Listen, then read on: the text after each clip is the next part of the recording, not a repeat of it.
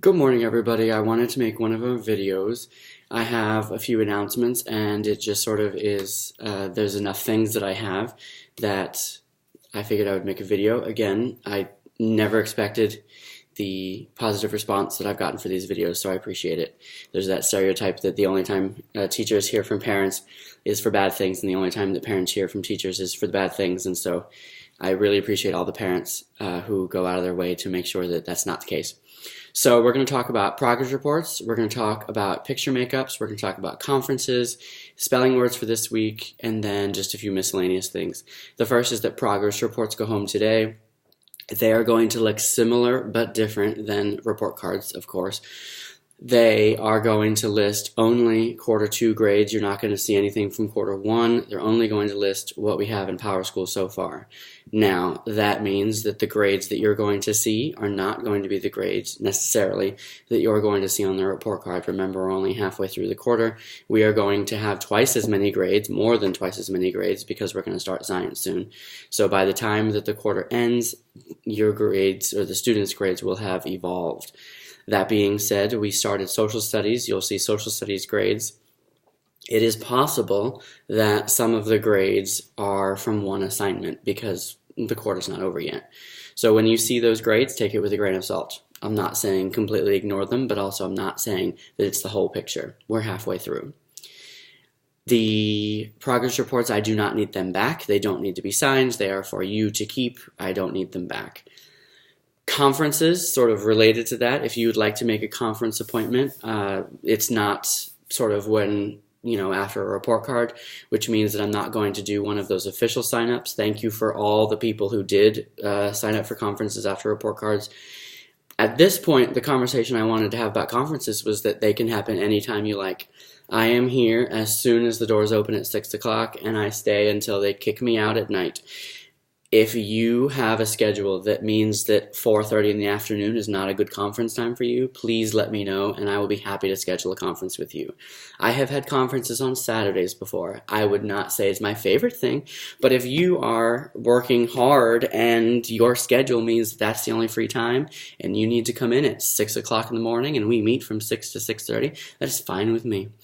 My job is to, help everybody that I can help.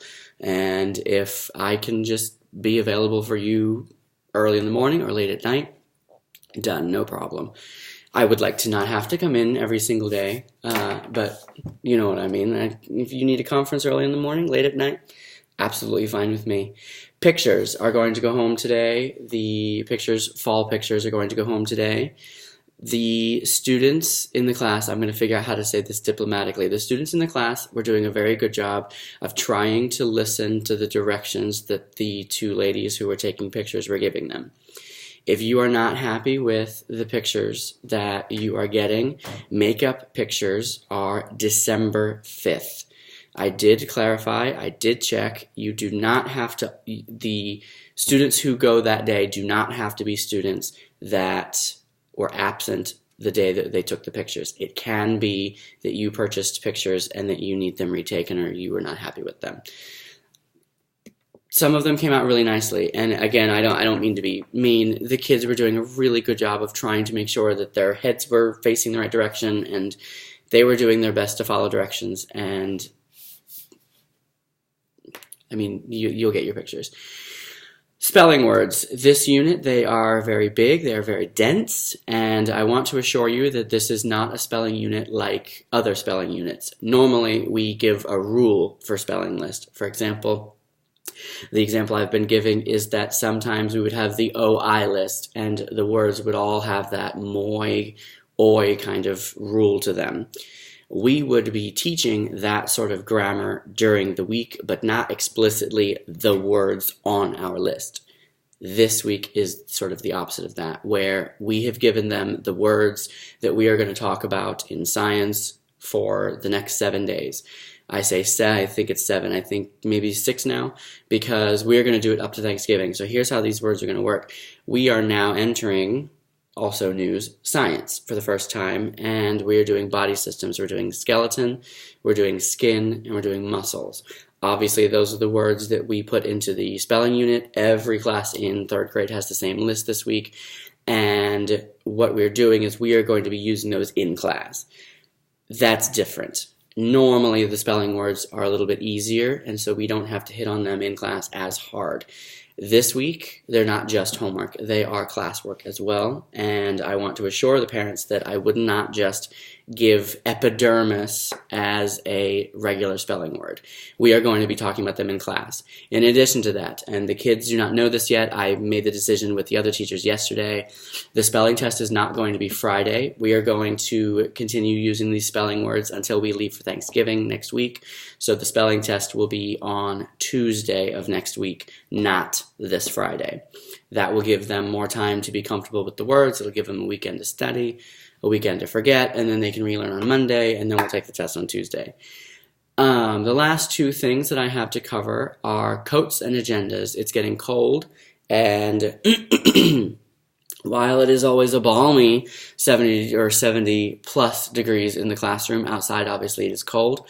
I appreciate all the parents and all the families who have sent in children that are properly dressed. We can't send the children out. We cannot bring our kids out if they are not dressed for the weather.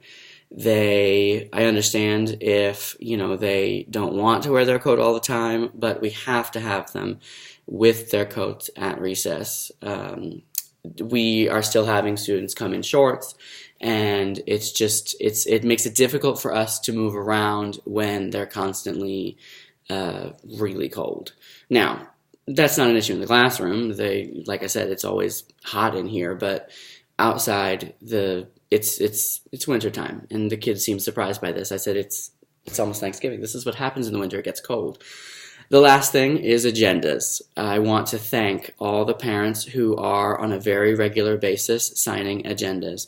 That is for many, many reasons. One, it's their ticket out the door. They write in their agenda every single day. There is not one single day since we have had our agendas on September 18th that we have not written in our agendas, even if it's just no homework.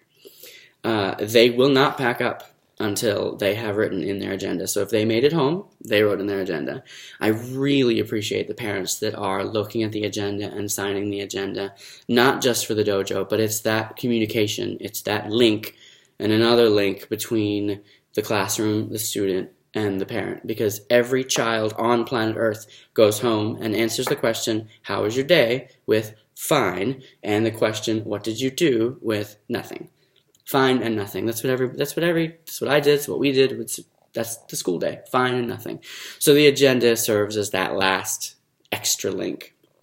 So I really appreciate the parents that are looking at it, having conversations with the students about the things in their agenda. That prompts them to activate all that stuff that we did in class outside of class. Which brings me to the very last thing I want to mention, which is a really cool project we did that sort of linked the literacy that we were doing with the social studies that we were doing. In literacy, we were doing some really good heavy readings about the U.S. Constitution and the Statue of Liberty and sort of the Declaration of Independence and the Revolutionary War. So without delving too deep into that, we then connected it to Clayton, and we did what was called the Clayton Statue and Monument Walk. And obviously we couldn't walk around the actual Clayton. So what I did was I created little micro websites, 14 of them, one for each local monument or statue, and then created a QR code, and we took iPads around the room and we had sort of the trail in the classroom, and they scanned the QR code. They could watch videos of the sculptor being interviewed and pictures of the actual monument and what it stood for.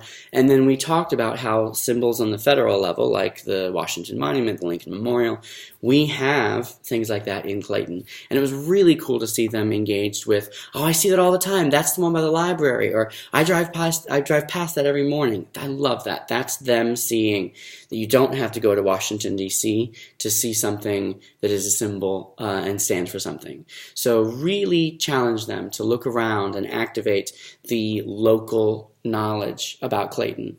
I'm not from Clayton. Not everybody is from Clayton. Excuse me, I can't clear my throat this morning. But it's really great to see the kids take pride in the community.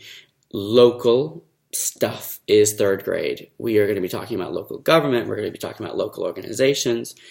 I have a really big, super cool surprise when it comes to local businesses when we do entrepreneurship and economics that the kids are going to be really excited about, and I'm already really excited about it. But that's my video for this morning. I appreciate you guys watching it. I appreciate you guys reaching out to me. It is my favorite time of year. It's getting colder. I love the holiday season. I like how excited the kids get. I want to compliment them. So far, we have not all fallen apart because it is the holiday season. So far, so good. My expectations are the same every single day. There's not a day that my expectations are all of a sudden lower or all of a sudden higher. And so far, they've done a really good job. They did a good job on Halloween when they were in costume. They did a good job during Spirit Week. They've done a good job.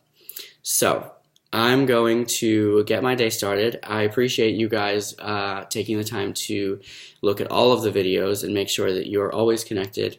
I appreciate it. You guys make my job so much easier, and I really appreciate it.